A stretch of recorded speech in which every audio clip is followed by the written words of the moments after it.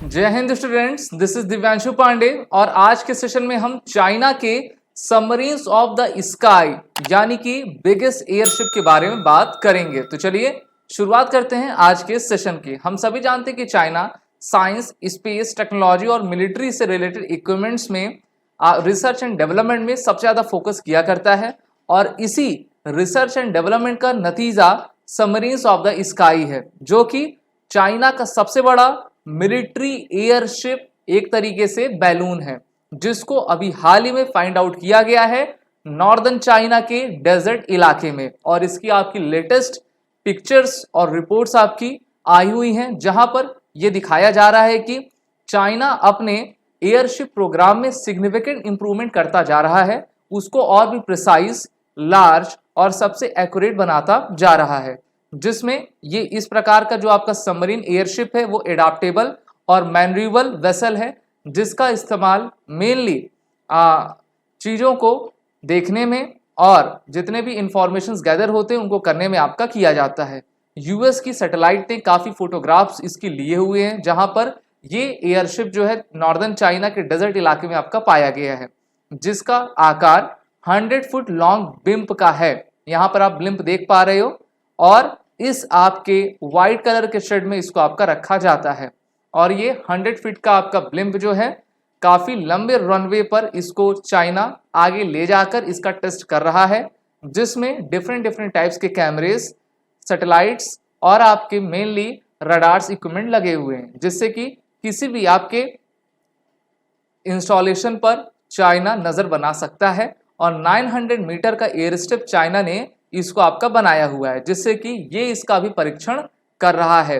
वहीं पर इस प्रोग्राम में कहा गया है कि इस प्रकार के जितने भी एयरशिप्स होते हैं वो कम्युनिकेशन, नेविगेशन, रिमोट सेंसिंग और साइंटिफिक रिसर्च सैटेलाइट्स के लिए इस्तेमाल किया जाता है। वहीं चाइना पिछले सालों में पहले या दूसरे नंबर पर ऑर्बिटल लॉन्चिंग में आपका है, जो कि अपने स्पेस साइंस को काफ़ी एक्सप्लोर कर रहा है और ये विश्व को ये बता भी रहा है कि हम अपने साइंस और स्पेस के सेक्टर में रिसर्च एंड डेवलपमेंट को किस प्रकार से प्रूव कर रहे हैं।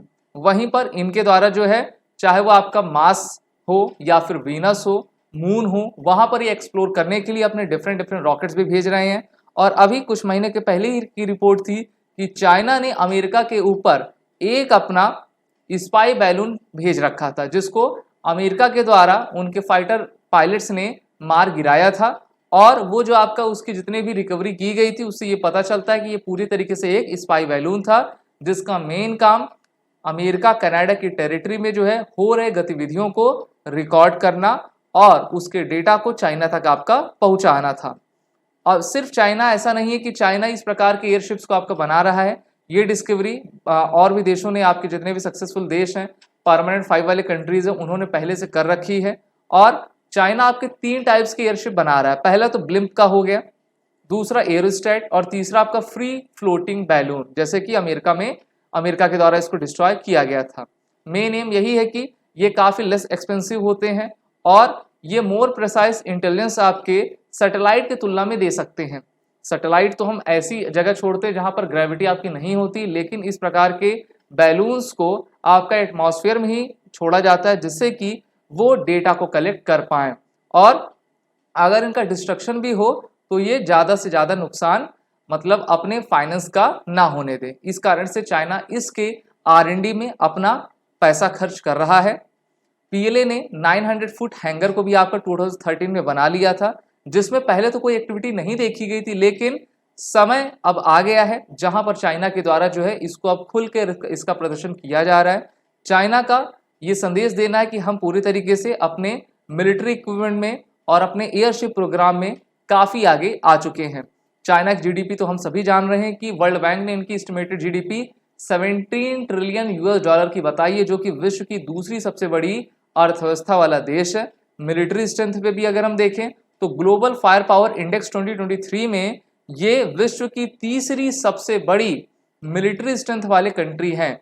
टोटल 145 कंट्रीज का आपका मिलिट्री स्ट्रेंथ देखा गया था, जिसमें भारत को चौथा नंबर, चाइना को तीसरा, दूसरे पर रशिया और पहले पे आपका अमेरिका को दिया गया था। तो इस प्रकार से हमने देखा कि सबमरीन ऑफ द स्काई, जिसको एयरशिप कहा जा रहा है, उसको चाइना ने पूरी तरीके से डेवलप कर लिया है। अब चाइना इसका यूज किस प्रकार से भविष्य में करेगा, ये देखने वाली बात रहेगी। आप सभी डिफेंस एस्पिरेंट अपने एसएसबी इंटरव्यू और रिटन कोर्सेज की प्रिपरेशन एसएसबी क्रैक एग्जाम के एग्जाम कोर्स में जुड़कर कर सकते हैं। कोर्स की लिंक नीचे डिस्क्रिप्शन बॉक्स में दी गई है। वॉरियर 10 कोड का जरूर यूज करें, जिससे कि आपको 10% का फ्लैट डिस्काउंट हमारे सभी कोर्सेज पे मिलता जाएगा। जय हिंद।